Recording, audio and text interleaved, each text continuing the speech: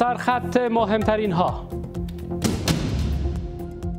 تأکید ایالات متحد به مبارزه در برابر هراس‌افکنی در افغانستان. نت پرایس، سخنگوی وزارت خارجه آمریکا میگوید واشنگتن در مبارزه با هراس‌افکنی در افغانستان وابسته به امارت اسلامی نیست.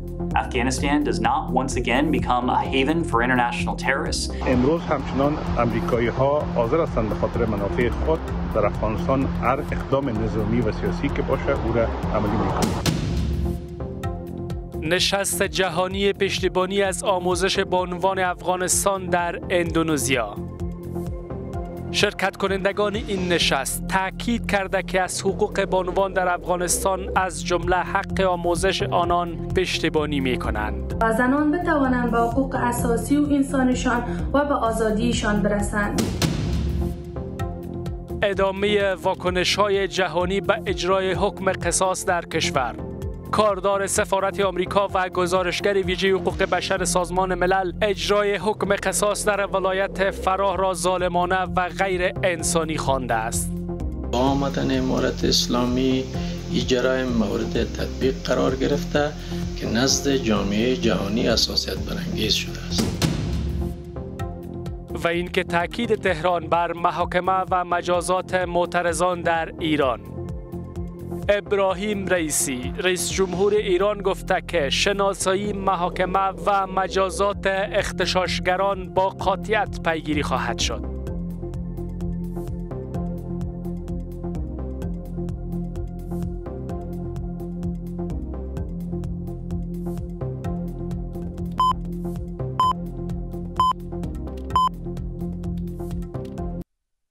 سلام و وقتتان بخیر. به مجموعه خبری این ساعت از تلویزیون یک با من موسی محمدی خوش آمدید.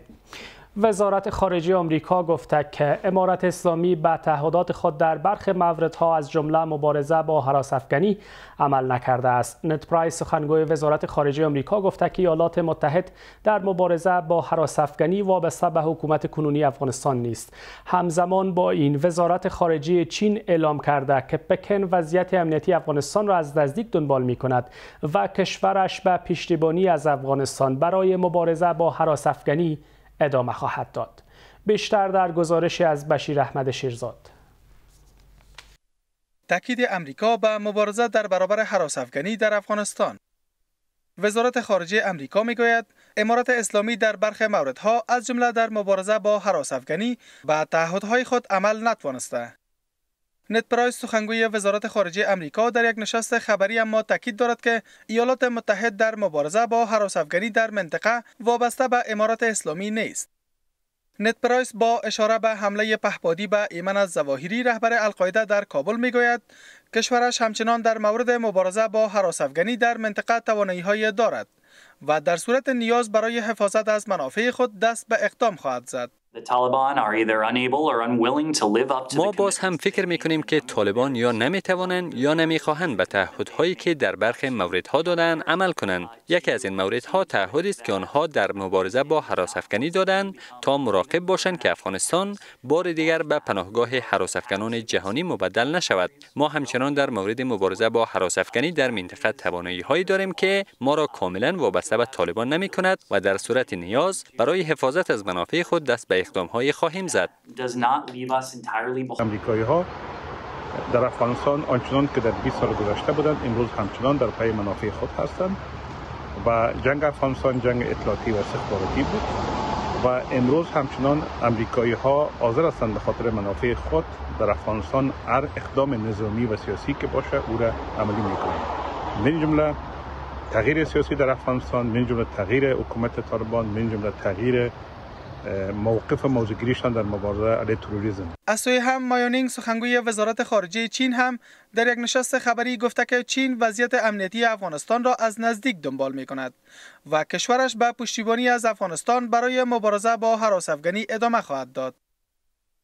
او در پاسخ به پرسش در مورد حمله به سفارت پاکستان در کابل گفته که چین هر گونه فعالیت‌های هراس‌افکنی را نکوهش می‌کند و قاطعانه با آن مخالف است. اوس هم د افغانستان په محور باندې د سیمې او نړۍ ګټې ټکر لري چې د چین نظر او د امریکا نظر په وروستیو کې ښه بیلګه کېدای شي زه په دې باورم چې امریکایان باید هیڅ کله دا اشتباه تکرار نه کړي چې د افغانستان خاوره تر هغې پلمه باندې زموږ هوایي حریم نقض کړي او دلته د یو بل نړیوال نقض بشرضد جنایت مرتکبین شي.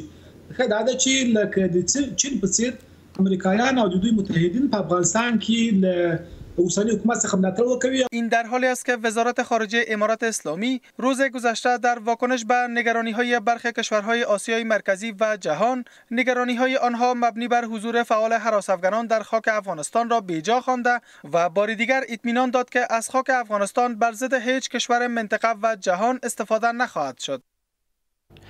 نمایندگان حدود 20 کشور و سازمان‌های جهانی از جمله ایالات متحده آمریکا، پاکستان، نیوزلند، نروژ و امارات متحده عربی در نشست جهانی آموزش زنان افغانستان در اندونزیا پشتیبانی خود را از روند آموزش زنان در افغانستان اعلام کردند. این نشست به میزبانی مشترک قطر و اندونزیا در شهر بالی اندونزیا برگزار شده است. شرکت کنندگان تاکید کردند که از حقوق زنان و دختران به شمول حقوق اساسی آنان برای آموزش پشتیبانی می‌کنند و آنان از امارت اسلامی خواستند که قدم‌های مهم را در بخش بهبود کیفیت زندگی زنان و دختران افغانستان بردارند. سهیلا یوسفی با جزئیات بیشتر. پشتیبانی از روند آموزش زنان و دختران در افغانستان. نشست جهانی پشتیبانی از آموزش زنان افغانستان به میزبانی مشترک اندونزیا و قطر در 8 دسامبر در شهر بالی اندونزیا برگزار شد. در این نشست نمایندگان حدود 20 کشور و سازمان‌های جهانی از جمله آمریکا، پاکستان، نیوزلند، نروژ و امارات متحده عربی پشتیبانیشان را از روند آموزش زنان و دختران در افغانستان اعلام کردند. در اعلامیه پایانی نشست تاکید شده که دختران و زنان افغانستان با چالش‌های زیاد از جمله عدم دسترسی به آموزش، بهداشت، آزادی و فرصت‌های کاری روبرو هستند. اشتراک کنندگان این نشست میگویند که از حقوق زنان و دختران به شمول حقوق اساسیان برای آموزش پشتیبانی می‌کنند. ما بسیار مطمئن هستیم که سرمایه گذاری روی زنان به معنای سرمایه گذاری به آینده روشن‌تر است. با این فرصت زنان می توانند سهم مهمی در جامعه داشته باشند. این نخستین نشست جهانی در پیوند به این موضوع است که نشان دهنده تلاش‌های قوی و هماهنگ بین المللی است. زنهایی که امروز در افغانستان به بسیار ناچاری و سر میبره همچنان توجه شود و زنهای افغانستان بازم تکرار میکنم شجاع بودن، قهرمان بودن و همیشه شجاعت از خود نشان میدن و همیشه صدای برحق بودن بلند میکنن. با امید از اینکه درهای بسته شده مکاتب باز شود بر روی میلیون ها دختر سرزمین. در این نشست درباره گفتگوهای میان افغانان برای ایجاد یک صلح پایدار در افغانستان نیز تاکید شده و آمده که دستیابی به فرصت‌ها در این کشور به مشارکت واقعی و همگانی همه مردم در روند سیاسی بستگی دارد. اشتراک کنندگان این نشست بر این باورند که زنان و دختران کلید توسعه، صلح و شکوفایی افغانستان هستند. در این کنفرانس که کشورهای پاکستان، قطر، عربستان سعودی، کشورهای اروپایی و ملل متحد در حمایت زنان، آموزش زنان افغانستان قرار گرفتند و گفتند حضور معنادار و پررنگ دوباره زنان افغانستان در اجتماع خواهان هستیم. در همین حال نمایندگان 20 کشور جهان از امارت اسلامی خواسته که گام‌های مهم را در بخش بهبود کیفیت زندگی زنان و دختران افغانستان بردارد و به عنوان باید بتوانند از حقوق اساسی به شمول حق آموزش برخوردار شوند. در اعلامیه پایانی این نشست بر 10 نکته از جمله گفتگوهای میان افغانان و نقش زنان افغانستان در توسعه، صلح و ثبات تاکید شده است. این نشست ها بتواند راه حل های مثبتی برای رفع این چالش ها و این محرومیت ها بیابند و زنان بتوانند به حقوق اساسی و انسانیشان و به آزادیشان برسند. در این نشست هیچ نماینده‌ای از امارت اسلامی اشتراک نکرده است. پس از روی کار آمدن امارت اسلامی، دختران بالاتر از صنف ششم از رفتن به مکتب محروم شده و هنوز هم از بازگشایی این مکتب‌ها خبری نیست. اجرای حکم قصاص برای نخستین بار در ولایت فرا از سوی امارت اسلامی همچنان با مواجهه از واکنش‌های تند و نگران کننده روبرو شده است. کاردار سفارت ایالات متحد برای افغانستان و ریچارد بنت گزارشگر ویژه حقوق بشر سازمان ملل اجرای حکم قصاص در افغانستان را ظالمانه و غیر انسانی خوانده است. از سوی همیونما از مجازات بدنی 27 تن در ولایت پروان نگرانی کرده و گفته که مجازات بدنی خلاف قوانین جهانی حقوق بشری است. امارت اسلامی اما از اجرای حکم قصاص در افغانستان پشتیبانی کرده و از جامعه جهانی خواسته تا در امور داخلی این کشور مداخله نکنند. نوید صمدی گزارش می‌دهد. ادامه واکنش ها بر اجرای حکم قصاص در افغانستان. اجرای حکم قصاص برای نخستین بار در ولایت فرا از سوی امارت اسلامی همچنان با موجی از واکنش های تند و نگران کننده داخلی و خارجی به همراه شده است. کرن دیکر کاردار سفارت ایالات متحده برای افغانستان و ریچارد بنت گزارشگر ویژه حقوق بشر سازمان ملل این اقدام حکومت سرپرست را ظالمانه و غیر انسانی خواندند.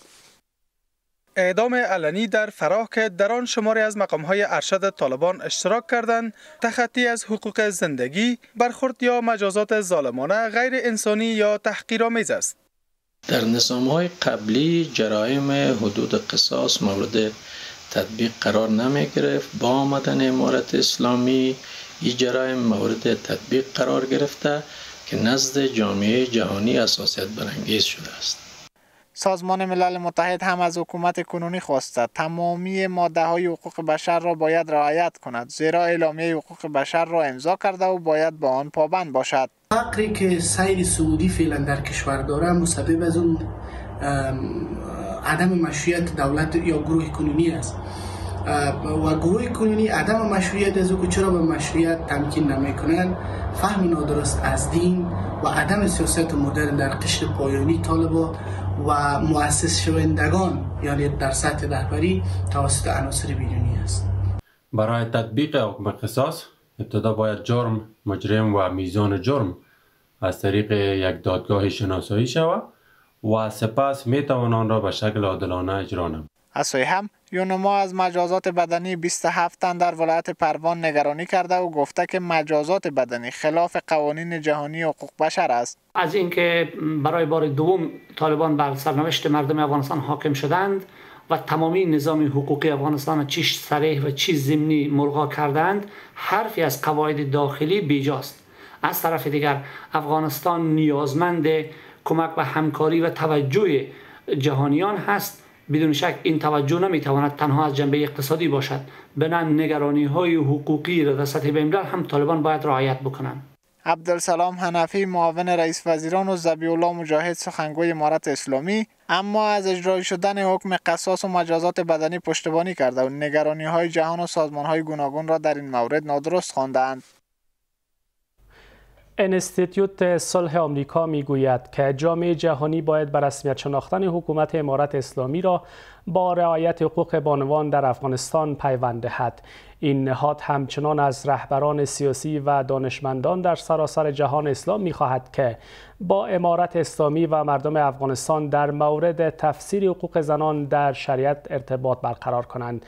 در همین حال شماری از آگاهان بر این باورند که نظام حاکم برای به رسمیت شناخته شدنشان باید به حقوق زنان توجه کنند.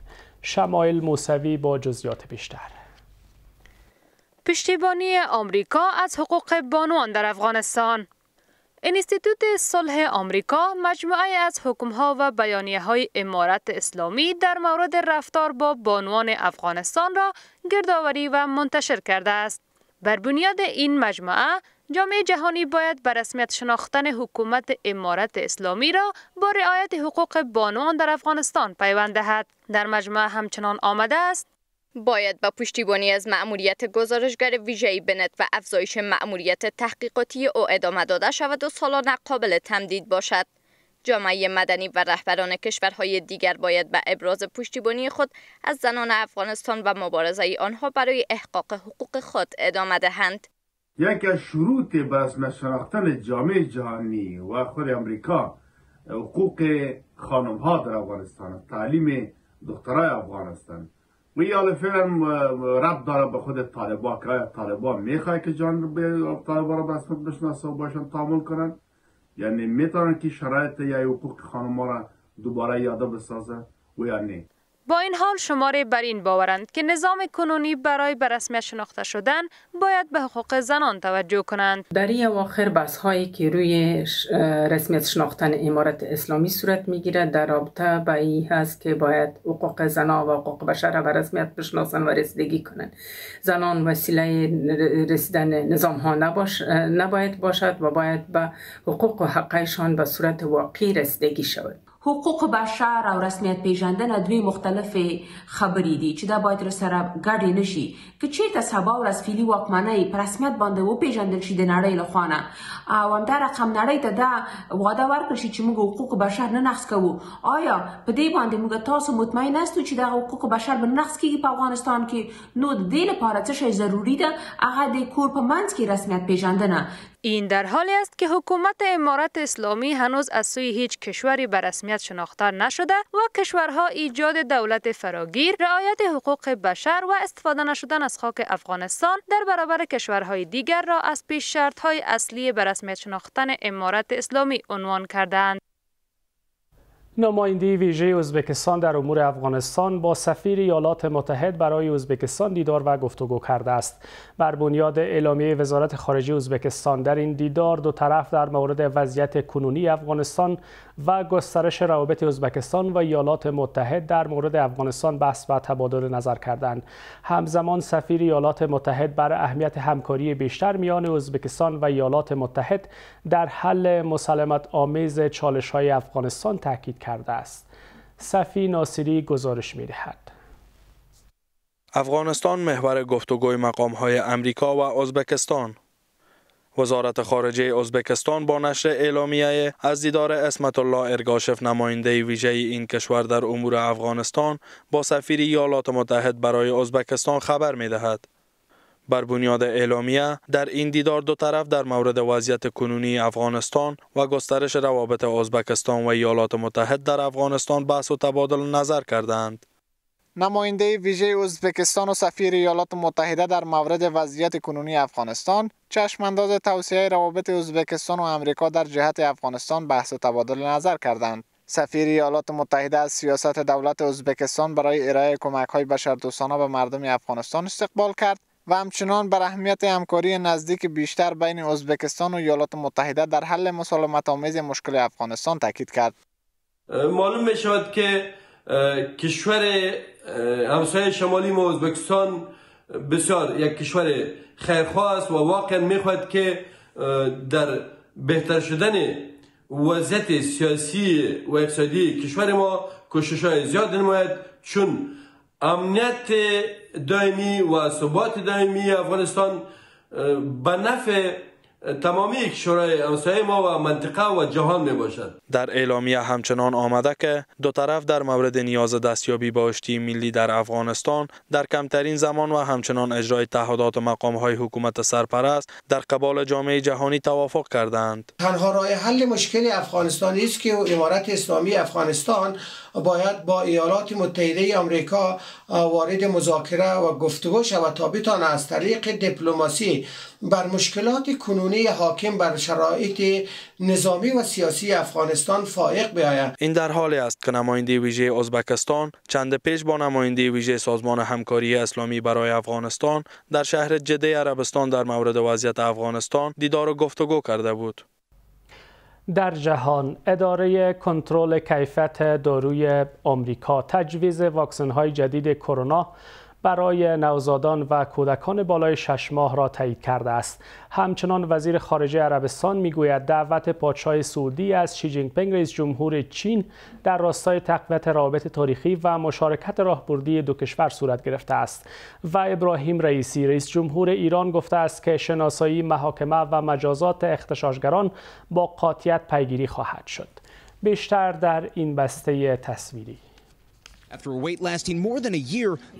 اداره کنترل کیفیت داروی امریکا تجویز واکسن‌های جدید کرونا محصول شرکت‌های مدرنا و فایزر برای نوزادان و کودکان بالای 6 ماه را تایید کرده است. این واکسن دو منظوره و جدید علاوه بر ویروس اصلی کرونا در مقابله با تمامی گونه‌های فرعی سویه اومیکرون نیز مؤثر است. بر اساس این مقررات جدید واکسین های 2 منظوره محصول مدرنا 2 ماه پس از انجام واکسیناسیون اولیه نوزادان می تواند برای گروه سنی 6 ماهه تا 5 ساله تجویز شود. نسخه بروز شده یا واکسن محصول مشترک فایزر و بیو انتک نیز می تواند برای گروه سنی 6 ماهه تا 4 ساله و فقط در مورد کودکانی که هنوز دوز سیوم واکسن کرونا را دریافت نکرده و یا دوره واکسیناسیون دوره نوزادی آنها تکمیل نشده است تجویز شود. کودکانی که 3 دوز واکسن اصلی فایزر را تکمیل کردند در حال حاضر نمی توانند واکسن 2 منظوره و جدید این شرکت را دریافت کنند. اداره کنترل کیفیت داروی امریکا گفته که نتایج پژوهش‌ها در مورد تزریق واکسن جدید برای این گروه از کودکان و نوزادان قرار است در ماه جنوری تکمیل شود. تزریق واکسن‌های کرونا برای کودکان خردسال در امریکا در ماه جون امسال تایید شد. آمارهای وزارت بهداشت امریکا نشان می‌دهد که تا پایان ماه نوامبر فقط 2.7% از کودکان زیر 2 سال و کمتر از 5% از کودکان بین 2 تا 4 ساله دوره واکسیناسیون کرونا را تکمیل کردند که گویای روند کند واکسیناسیون کودکان در این کشور است.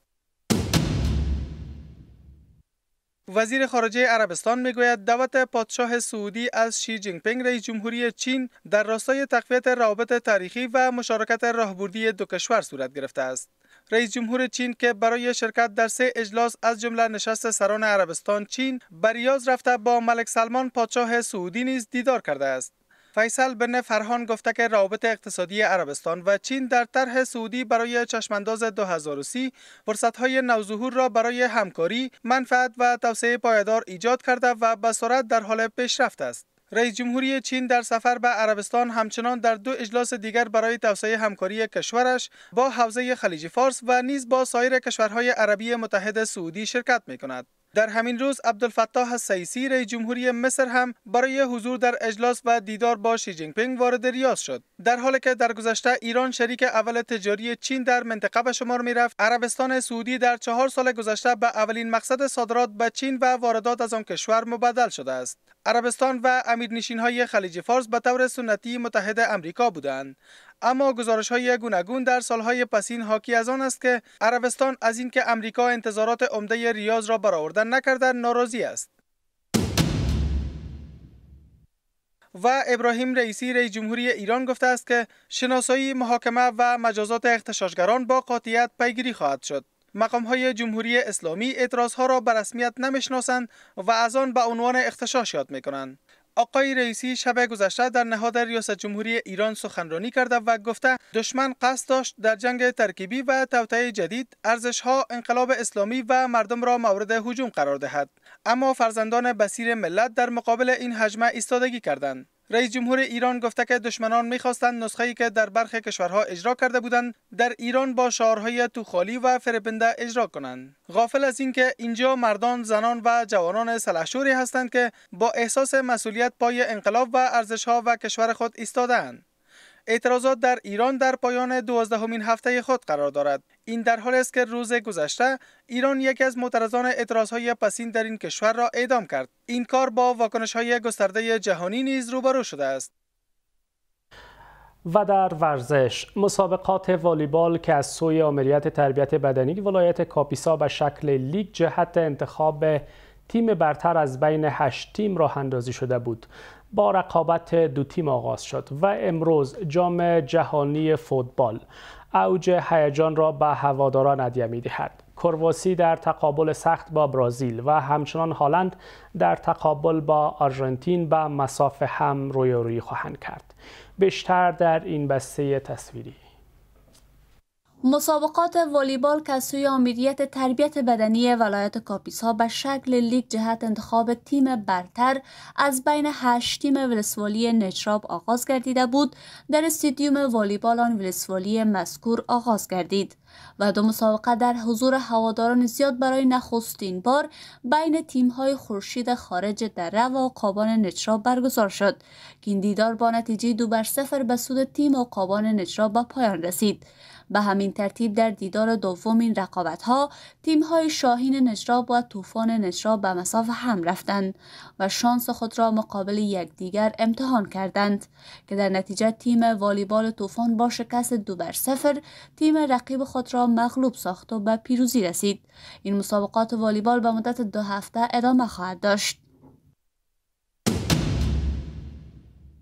امروز جام جهانی اوج هیجان را به هواداران هدیه می‌دهد.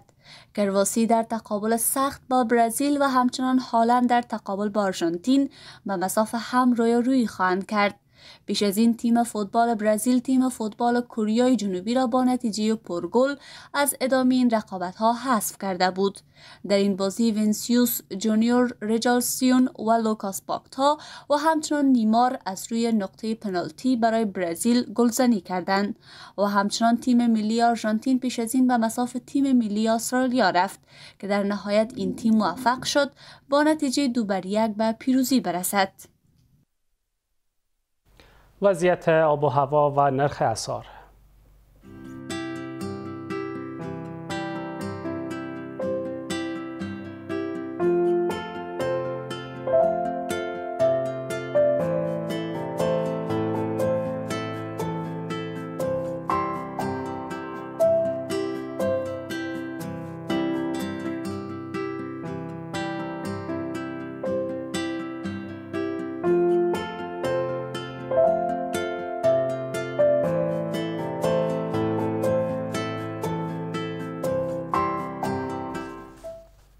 پایان خبرها. وقتتان بخیر. خدا نگهدار.